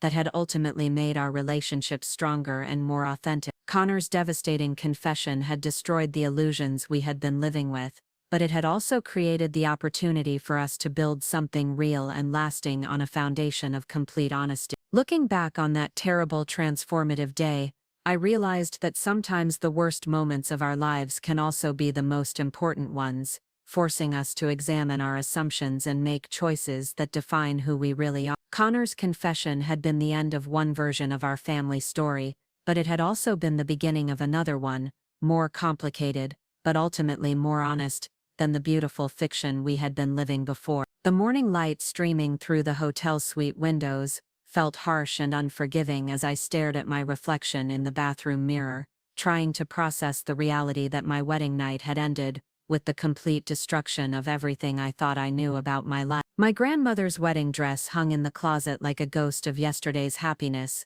the pearl buttons that Sofia had so carefully fastened now seeming like artifacts from another lifetime. The woman looking back at me from the mirror had the same face, the same dark eyes, the same features that had smiled so radiantly during the ceremony, but everything behind those eyes had fundamentally changed. Jake was sitting on the edge of the bed, still wearing his dress shirt from the night before, though his bow tie lay discarded on the nightstand like another casualty of Connor's devastating revelation. We had talked until sunrise, working through the immediate implications of learning that his best friend was the biological father of the child he had planned to adopt, but the deeper questions about trust and betrayal and family identity remained as tangled and painful as ever. The silence between us wasn't hostile, but it was heavy with the weight of decisions that needed to be made and conversations that would reshape our entire future. The paternity test results that Connor had provided lay on the hotel room's elegant writing desk, the scientific certainty of their conclusions,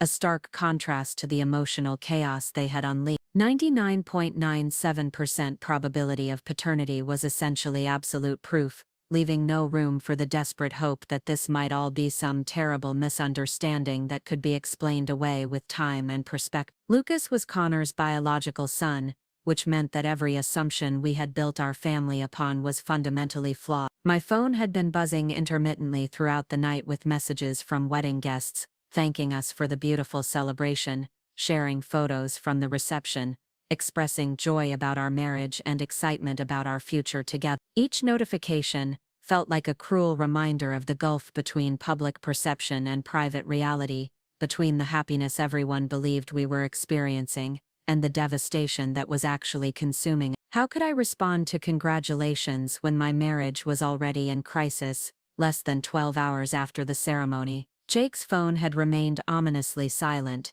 which somehow felt even more ominous than if it had been ringing constantly. Connor hadn't attempted to contact either of us since his confession on the terrace, perhaps understanding that we needed time to process his revelation before engaging in any further discussion about its implications. The absence of communication felt both respectful and cowardly, giving us space while also leaving us to navigate this crisis without guidance from the person whose deception had created it. The legal ramifications of Connor's confession were staggering in their complexity and potential consequence. The adoption papers that were supposed to be filed on Monday morning would now need to be reconsidered entirely, potentially requiring Connor's formal consent and acknowledgement of paternity before Jake could legally claim Lucas as his son. The fraud implications were unclear but potentially serious, since Jake would be adopting a child whose biological father was known and available, even if that knowledge had been deliberately concealed from the legal proceeding. More immediately pressing was the question of what to tell Lucas,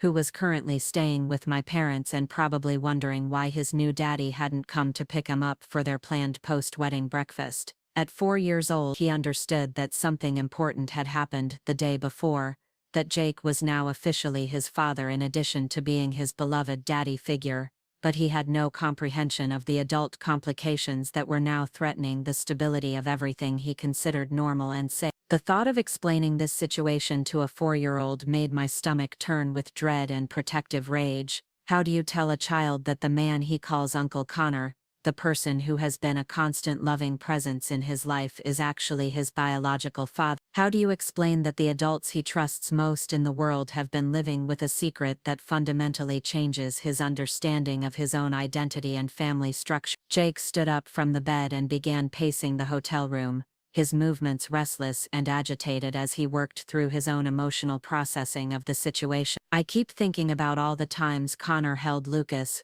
taught him things, took him places, and now I realize he wasn't just being a good uncle, he said, his voice tight with barely controlled anger. He was acting on paternal instincts that he never bothered to tell us about. He was being Lucas's father while letting me think I was the only father figure in that boy's life. The bitterness in Jake's voice was completely understandable, but it also frightened me because I could see how Connor's betrayal was poisoning not just their friendship but Jake's entire relationship with our family structure. The trust that had been such a fundamental part of our relationship was now fractured, and I wasn't sure how we would rebuild it when the person who had broken it was someone we had both loved and relied upon completely. I think we need to separate Connor's betrayal from our feelings about Lucas and our marriage, I said carefully, trying to find words that would address Jake's pain without minimizing the legitimate anger he was feeling. What Connor did was wrong, keeping this secret for so long was unforgivable.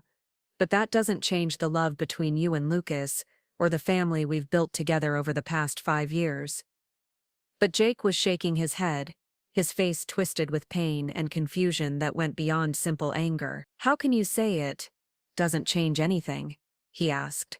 Everything changes when you find out that your best friend has been lying to you for years about something this fundamental. How do I know what else he's been hiding? How do I know what other secrets might be lurking beneath the surface of relationships I thought I could trust completely? The questions Jake was raising cut to the heart of what made Connor's deception so devastating. It wasn't just about paternity or legal adoption proceedings or family structure. It was about the complete erosion of trust in one of the most important relationships in both of our lives. Connor hadn't just hidden his biological connection to Lucas, he had allowed us to make major life decisions based on incomplete information, to build our entire future on assumptions that he knew were false. The hotel room service menu lay on the nightstand, a reminder that normal life continued even when your personal world was collapsing. The idea of ordering breakfast, of engaging in mundane activities like eating and showering and getting dressed, seemed absurd when we were dealing with revelations that had the power to reshape our entire existence. But I also realized that we couldn't remain in this suspended state indefinitely, that at some point we would have to start making practical decisions about how to move forward. My sister Sofia had sent several text messages asking about our honeymoon plans and whether we needed anything before leaving for our planned trip to San Antonio. The thought of going on a romantic getaway while our marriage was in crisis seemed impossible, but the alternative explaining why we were canceling our honeymoon would require revealing Connor's confession to our families, and I wasn't ready for that level of public scrutiny and advice-giving quite yet. Jake seemed to read my thoughts because he suddenly stopped pacing and turned to face me with an expression of grim determination. "We need to talk to Connor before we make any other decisions," he said. "I need to hear his full explanation, understand exactly how this happened and why he chose to handle it this way. I need to look him in the eye and try to figure out if there's any possibility of salvaging something from the wreckage of our friendship." The idea of confronting Connor together, of forcing him to explain his actions and justify his years of deception, felt both necessary and terrifying. Part of me wanted to understand his perspective, to know what had driven him to keep such a devastating secret for so long. But another part of me was afraid that hearing more details would only make the situation more painful,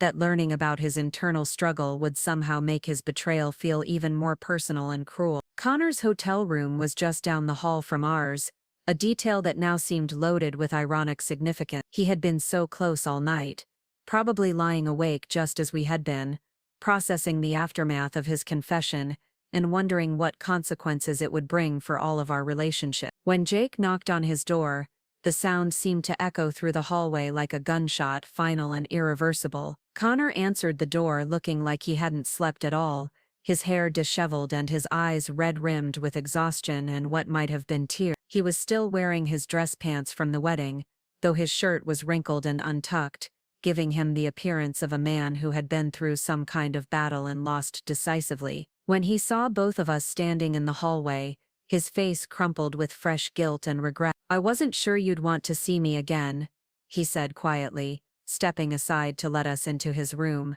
"I wasn't sure I deserved the chance to explain myself after what I did to both of you, after the timing of my confession, and the years of deception that led up to it." His humility was genuine, but it also felt inadequate given the magnitude of what he had done to our lives. Jake's posture was rigid with controlled anger as he entered Connor's room, his usual easy friendship replaced by the formal distance of someone who was trying very hard not to lose his temper completely. "We need to understand exactly what happened," Jake said, his voice cold and professional. "We need to know the full timeline, the complete truth about your relationship with Emma, and your knowledge about Lucas's paternity." Connor gestured for us to sit on the small sofa near the window, but neither Jake nor I felt comfortable enough to settle in for what promised to be a lengthy and painful conversation. Instead, we remained standing while Connor sank into the room's single armchair, his shoulders slumped with the weight of having to relive and explain the worst decisions of his adult life. "It started 6 years ago," Connor began,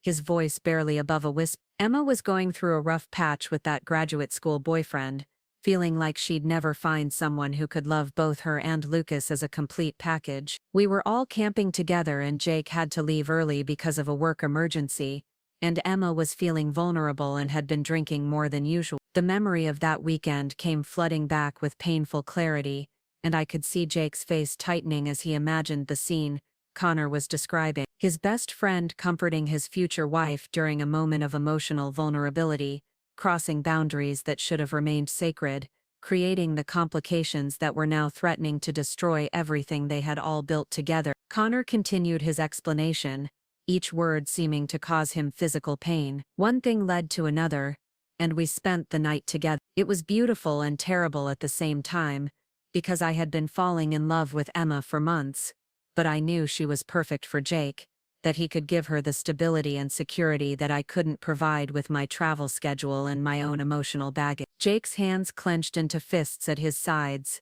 and I could see him struggling to control his reaction to the revelation that his best friend had been harboring romantic feelings for me while encouraging our relationship. The complexity of Connor's emotional situation didn't excuse his deception, but it did help explain why he had found it so difficult to reveal the truth about Lucas's paternity. When Emma found out she was pregnant a few weeks later, Connor continued, I suspected Lucas might be mine, but she seemed so certain about the timing, so convinced that her ex-boyfriend was the father. And when he signed away his rights without even asking for a paternity test, I figured it was better to let sleeping dogs lie. The casual way Connor described making such a monumentally important decision for all of our lives, without consulting any of us, made my anger flare beyond anything I had felt the night before. You figured it was better, I said, my voice rising with indignation. You decided what was best for my son, for my relationship with Jake,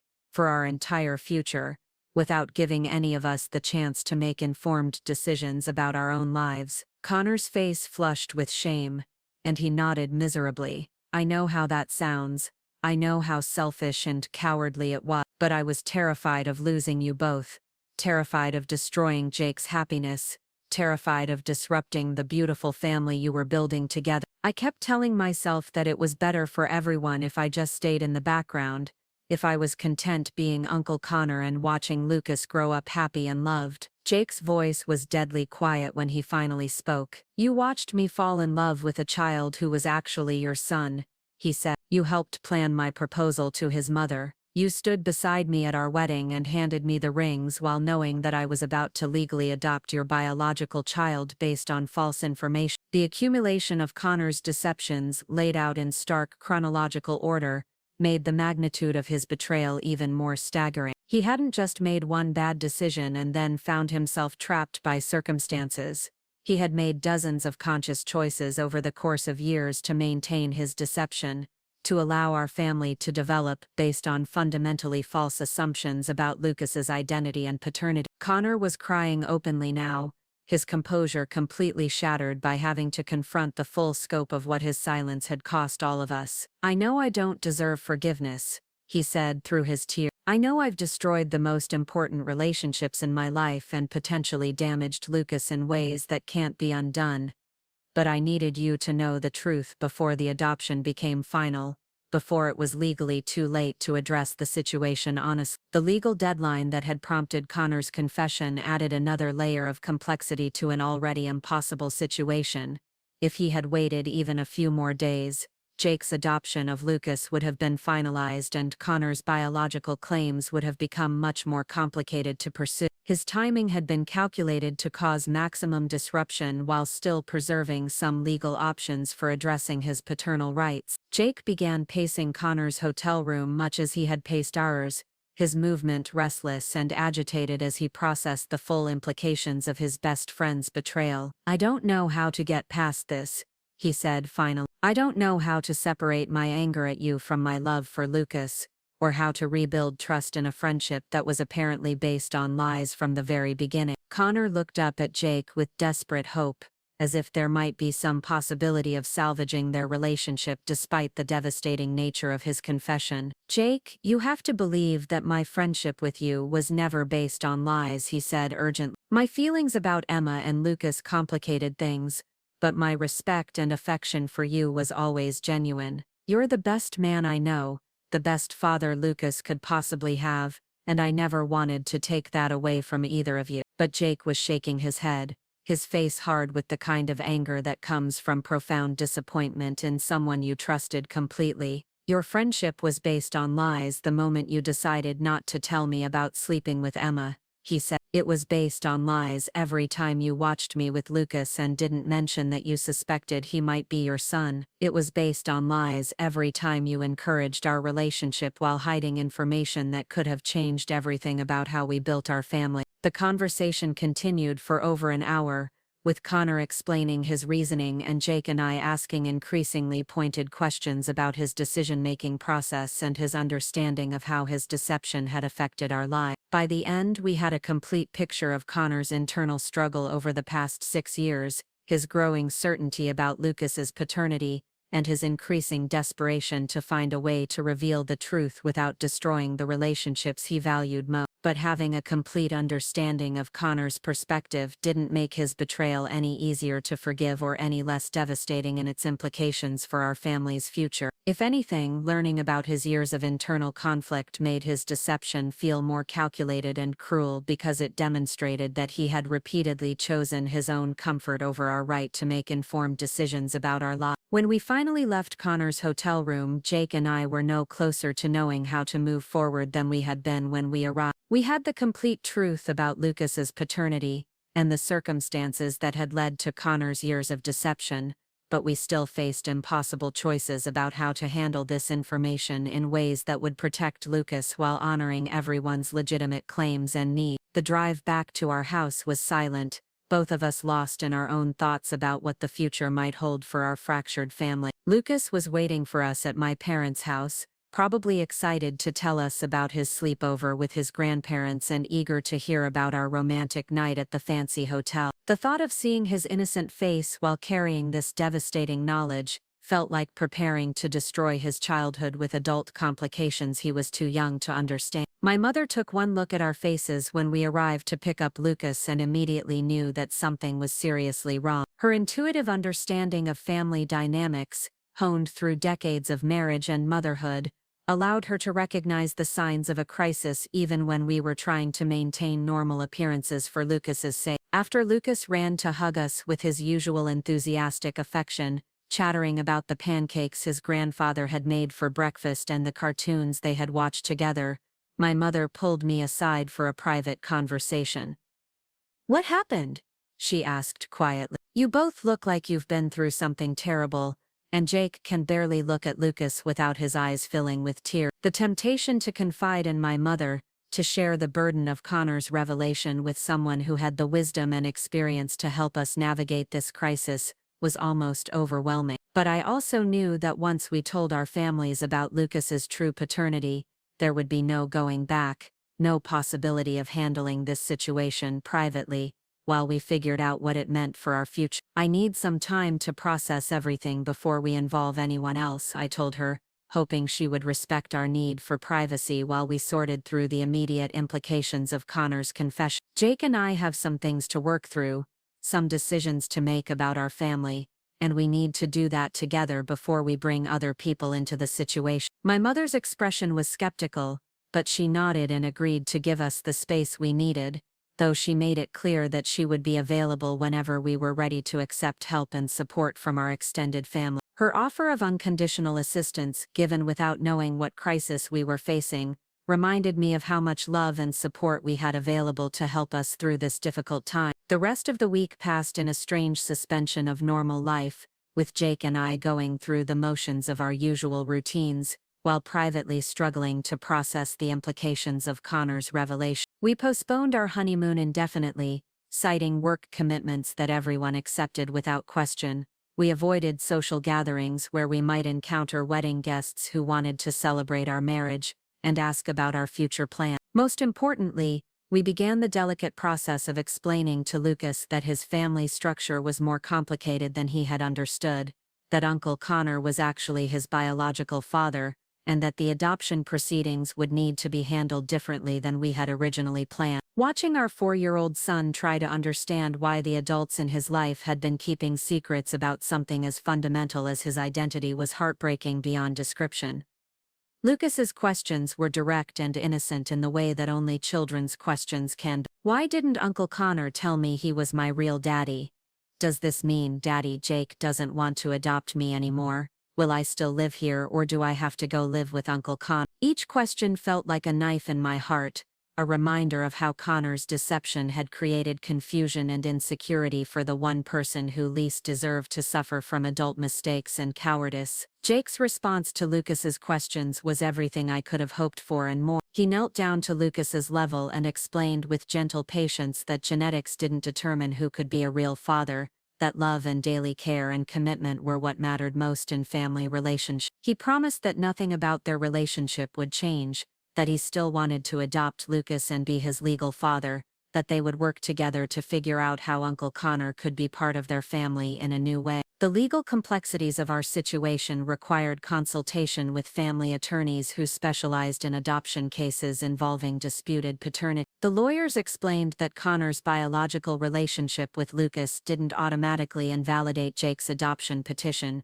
but it did complicate the legal proceedings significantly. Connor would need to formally consent to the adoption and potentially relinquish his parental rights, or alternatively, we could pursue a more complex arrangement that recognized both men's roles in Lucas's life. Connor, to his credit, made it clear that he had no intention of challenging Jake's adoption or trying to claim primary custody of Lucas. His confession had been motivated by a desire for honesty rather than a bid for parental control, and he seemed to understand that disrupting Lucas's established family structure would be cruel and destabilizing for everyone involved. But the emotional healing required to move forward as a family proved much more challenging than the legal technicalities. Jake's anger at Connor was profound and justified, but it was also poisoning his ability to think clearly about what would be best for Lucas in the long term. My own feelings about Connor were equally complicated, mixing justified rage at his deception with grief for the friendship we had lost and confusion about how to navigate a relationship with Lucas's biological father. The family therapy sessions that we began attending together helped us start to separate our anger at Connor from our love for Lucas and our commitment to our marriage. The therapist helped us understand that Connor's betrayal, while devastating, didn't have to define our family's future if we could find ways to process our emotions and rebuild trust in our relationship. Slowly, painfully, we began to construct a new version of our family that acknowledged the complexity of Lucas's parentage while preserving the loving relationships that had sustained us all for years. Connor's role evolved from secret biological father to acknowledged co-parent, though the friendship between him and Jake would never fully recover from the damage his deception had caused. The wedding that was supposed to mark the beginning of our happily ever after had instead become the catalyst for the most difficult period of our lives together. But it had also forced us to confront fundamental questions about love and family and truth that ultimately made our relationship stronger and more authentic. Connor's devastating confession had destroyed the comfortable illusions we had been living with, but it had also created the opportunity for us to build something real and lasting on a foundation of complete honesty. A year later, as I watched Jake and Connor coach Lucas's soccer team together, their relationship cautiously rebuilt on new terms that acknowledged past betrayals while focusing on their shared love for my son, I realized that sometimes the worst moments of our lives can also be the most transformative. Connor's confession had shattered our perfect wedding day, but it had also given us the chance to create a family structure based on truth rather than comfortable lies. The trust between Jake and Connor would never be the same as it had been before, and the easy friendship they had shared for decades was permanently altered by the knowledge of Connor's deception. But their commitment to Lucas's well-being had proven stronger than their personal hurt, and they had slowly learned to work together as co-parents despite the complicated history that connected them. My marriage to Jake had not only survived Connor's revelation but had emerged stronger for having weathered such a fundamental crisis together. The experience of processing Connor's betrayal and rebuilding our family structure had taught us that love wasn't just about the good times and easy moments, but about the willingness to work through devastating challenges with honesty and commitment to each other's well-being. Lucas, now 5 years old and blissfully unaware of most of the adult complications that had surrounded his early childhood, had adapted to having two father figures with the resilience that children often show in the face of adult mistakes. Jake remained his primary father figure and legal parent, while Connor had evolved into something like a favorite uncle who happened to share his genetics, a relationship that honored their biological connection while respecting the family structure that had been built around Jake's devoted parenting. Looking back on that terrible transformative wedding day, I understood that Connor's confession had been both the worst and best thing that could have happened to our family. Worst because it had shattered the comfortable certainties we had built our lives upon, forcing us to confront painful truths about deception and betrayal and the complexity of human relationships. Best because it had given us the opportunity to rebuild our family on a foundation of complete honesty, creating something stronger and more authentic than the beautiful fiction we had been living before. The woman who had walked down the aisle in her grandmother's wedding dress, believing she was marrying her best friend and formalizing the adoption of her son, had been living in a world of partial truths and hidden realities. The woman who emerged from the crisis of Connor's confession was someone who understood that real love required the courage to face difficult truths, that authentic relationships could only be built on foundations of complete honesty, and that the most meaningful families are often the ones that have been tested by adversity and chosen to survive together anyway. Up next, you've got 2 more standout stories right on your screen. If this one hit the mark, you won't want to pass these up, just click and check them out.